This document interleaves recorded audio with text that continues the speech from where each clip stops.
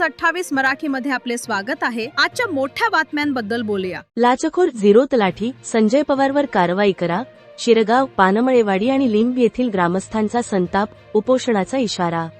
गेल्या अनेक वर्षांपासून तलाठ्याच्या हाताखाली अनधिकृतपणे काम पाहणाऱ्या आणि शेतकऱ्यांची लूट करणाऱ्या झिरो तलाठी संजय शंकर पवार याच्यावर कडक कारवाई करण्यात यावी, अशी जोरदार मागणी शिरगाव, पानमळेवाडी आणि लिंब तासगाव येथील ग्रामस्थांनी केली आहे। या संदर्भात तहसीलदार साहेबांना निवेदन देण्यात आले असून कारवाई न झाल्यास तहसील कार्यालयासमोर अन्नत्याग आंदोलन, उपोषण करण्याचा इशारा ग्रामस्थांनी दिला आहे। काय आहेत ग्रामस्थांचे आरोप? व्हिडिओमध्ये बोलताना ग्रामस्थांच्या प्रतिनिधीने या झिरो तलाठ्याच्या भ्रष्टाचाराचे वाभाडे काढले आहेत। त्यांच्या म्हणण्यानुसार शेतकऱ्यांची लूट, संजय शंकर पवार हा अनेक वर्षांपासून शिरगाव, पानमळेवाडी आणि लिंब या गावात झिरो तलाठी म्हणून काम करत असून त्याने शेतकऱ्यांना वेठीस धरून त्यांची मोठी आर्थिक लूट केली आहे। शासकीय दप्तर घरी हा झिरो तलाठी शासकीय दप्तर, रेकॉर्ड स्वतःच्या घरी ठेवतो आणि घरूनच तलाठ्याच्या सहीचे दाखले देतो, असा गंभीर आरोप करण्यात आला आहे। ऑडिओ क्लिपमध्ये रेटची कबुली। एका ऑडिओ क्लिपमध्ये हा झिरो तलाठी स्वतःचा, तलाठ्याचा आणि मंडळ अधिकाऱ्याचा कामासाठी किती रेट, लाचेची रक्कम ठरलेला आहे। 1.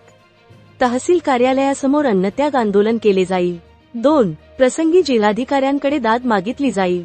3. वेळ पडल्यास थेट महसूल मंत्र्यांची गाडी अडवली जाईल, असा थेट इशारा प्रशासनाला देण्यात आला आहे।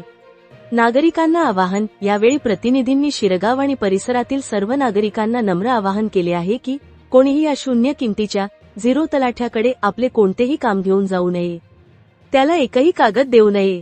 शासनाने नियुक्त केलेले तलाठी सक्षम असून त्यांच्याकडूनच कामे करून घ्यावीत। तलाठी काम करत नसतील तर आमच्याशी संपर्क साधा, आम्ही कामे मार्गी लावू, असे आश्वासनही त्यांनी दिले।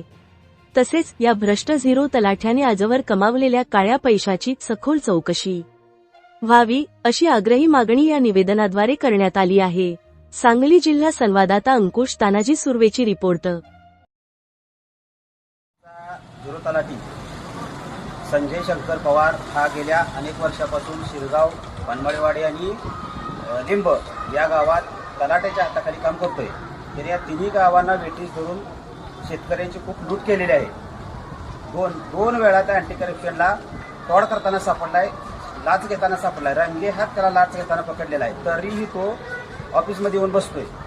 त्याचं बसायचं काय कारण आहे? शासकीय दप्तर त्याच्या घरी कसं काय असतं? त्याच्या घरी बसून तो दाखले कसं काय देऊ शकतो?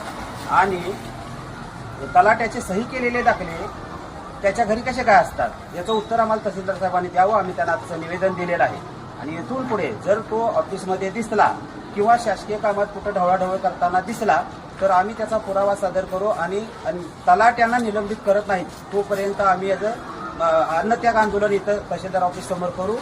प्रसंगी आम्ही जिल्हाधिकाऱ्यांच्याकडे जाऊ, प्रसंगी आम्ही महसूल मंत्र्यांची गाडी अडवू, परंतु इथून पुढे तो कधीही ऑफिसमध्ये दिसता कामा नये, एवढी माझी प्रशासनाला कळकळीची विनंती आहे। अतिशय लूट केलेला माणूस आहे आणि शिरगाव म्हणा किंवा शिरगावच्या परिसरातील कुठलाही माणूस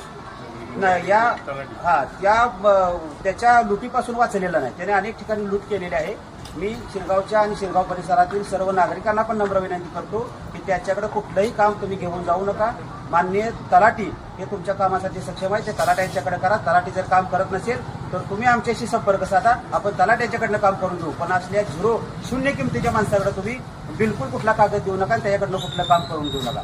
तो ऑडिओमध्ये स्पष्टपणे म्हणतोय की माझा रेट एवढा आहे, आमचा तलाट्याचा एवढा आहे, मंडल अधिकाऱ्याचा एवढा आहे। त्याला अधिकार दिला कोणी? त्याच्यावर त्वरित कारवाई व्हावी आणि त्यानं जे काळं धन कमवलंय त्या पूर्ण धनाचं चौकशी व्हावी, एवढी आमची नम्र विनंती आहे।